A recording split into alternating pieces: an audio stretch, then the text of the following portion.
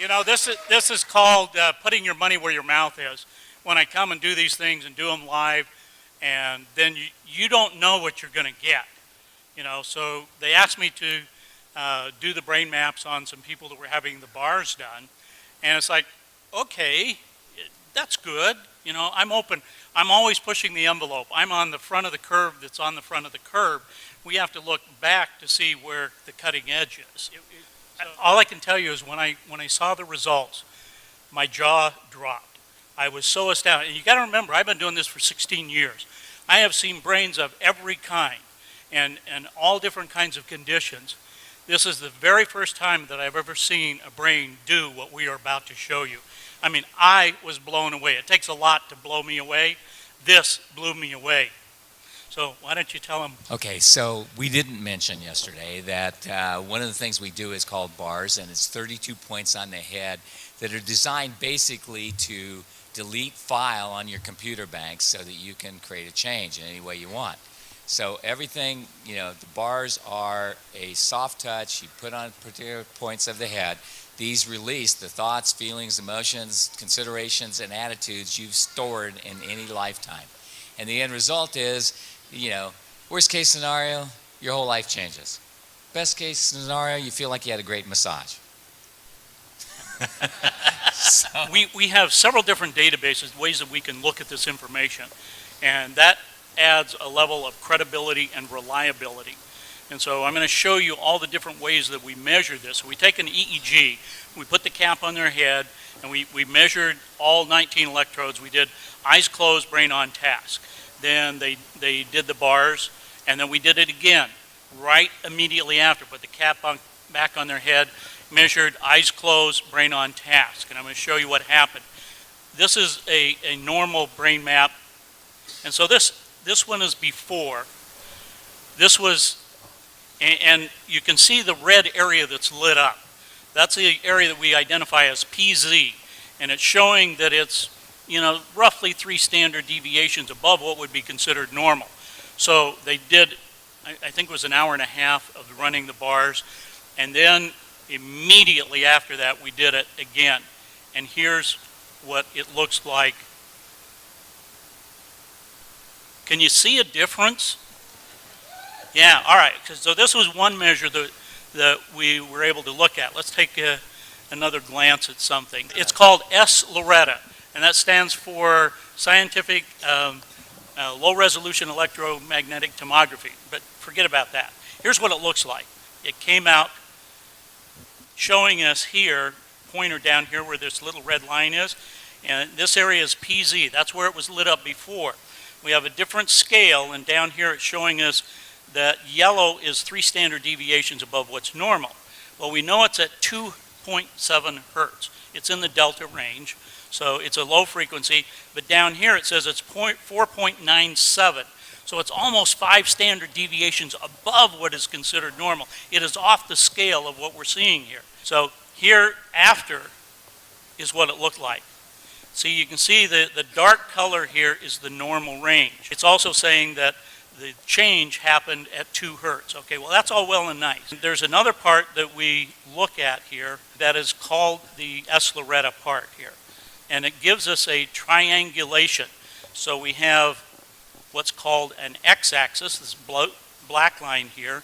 Then the one pointing up in the air is a y-axis, and then we have a z-axis. So we get this triangulation. It's showing us exactly where.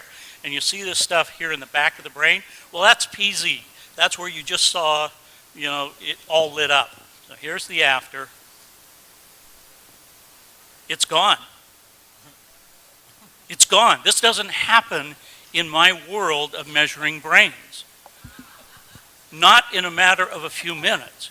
Now, being the scientist I am, that's not good enough for me. That's great, but I want to see it in action. You want to see it in action? Yeah. For real? All right. So here's the brain, the area PZ that we're looking at there. And you can see the red coming in and out, that sort of thing. This is the playback of the EEG. So we've taken her eyes closed EEG, and we're now playing it back. So I went through and pulled out the pieces that I wanted to show, and they said, okay, make this little movie for me and show it. Now let's look at the after as well. Okay, so here's the after. All right, so that's the after. Let's go to the before. You see it? There's the before. We see all the red there. Then afterwards, we see this. All right. Is blue good? Now, being the scientist that I am, What does the red mean, Jeff? the red means it's 4 standard deviations above what's considered normal. It's just very, very active. Okay, it means activity. Okay, got it. Right. Thank you. So we could get into what kind of activity. It's just very, very active, and it's dealing with focus, concentration, and attention. Okay? So this means the brain's doing this. Okay, that's a scientific term. Okay. Thank you. I like that All right. one. like that term. All right, so being the scientist I am, that's not good enough for me. I want to see the whole picture, okay? You can see the little heads up here, and this one right here in delta. We're going to watch that as it plays through the sequence of events here. Additional things that are down here that we're looking at are coherence. Coherence is how the brain processes information. Okay, thank you. So there is a hypocoherence and a hypercoherence. The blue here indicates that we have a hypocoherence. So what we're seeing happen is the brain is just doing its normal thing. So the phase and the coherence is what allows that higher level of consciousness. So in measuring thousands of advanced meditators over the last couple of years and talking to them and looking at their brain maps, we've been able to determine that this relationship between phase and coherence is very important. We've also done some things with heart math where we've had people wear this heart device for 24 hours, and we would map them during the brain when they were doing meditations. And they would be meditating for 2 hours at a time in a room like this. So we would have 450 people, and we're measuring some of these people and looking at the relationship. And when people had these profound experiences, when they were able to have kundalini energy, and we've mapped these things, we have validation of them, that the phase and the coherence become very important, and we would see an alignment of the phase and the coherence in what I just showed you, and the heart coherence. So when there is complete heart coherence and brain coherence, then people start to have these magical experiences and start to have energy lining up. And this is about, so when you talk about aligning the energy in the chakras and coalescing that energy, this is what we've been looking at. And so what I'm seeing in this bars situation is not only a complete physical alignment, but I'm talking about the alignment with the universe, because there's a part of the brain called the thalamus that regulates all of these frequencies. And the thalamus, at the top of the thalamus, is a thing called the thalamic gate. Now, at the thalamic gate, there are a set of what we call reticular cells.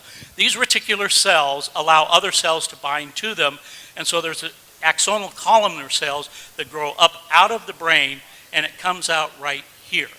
And what do we call that? The crown chakra.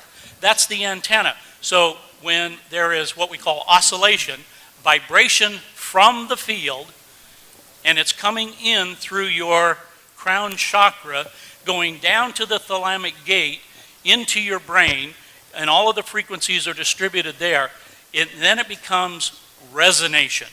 The cells in your body are resonating with that energy. So when you have a thought, where does it come from?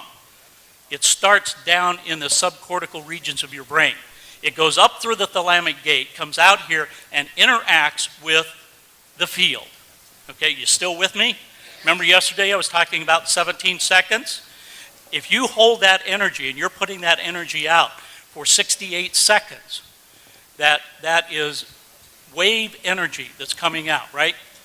Once you hold that amount of time, the visualization that you just heard and that you just did, that kind of visualization, if you hold that for 68 seconds, it now has enough mass energy in the brain to affect particle energy. Okay? That's where the transition comes in. So the longer you hold these thoughts, the longer you work with them, whether it's visualization, mind movies, whatever your technique is, the power of that is absolutely astronomical. Now, to be able to coalesce that energy and to bring it together in what I just showed you is absolutely possible. And I believe we only have, the one person that we processed so far. But as a scientist, I can tell you with what I've seen over the last 2 years and the thousands of people that I've worked with, this is absolutely amazing. And I'm sure that each and every one of you have the ability to harness this energy, to start working with that within yourselves, because it's not the magic of the science. The science just helps you let you know what is happening and how it's happening to you as an individual.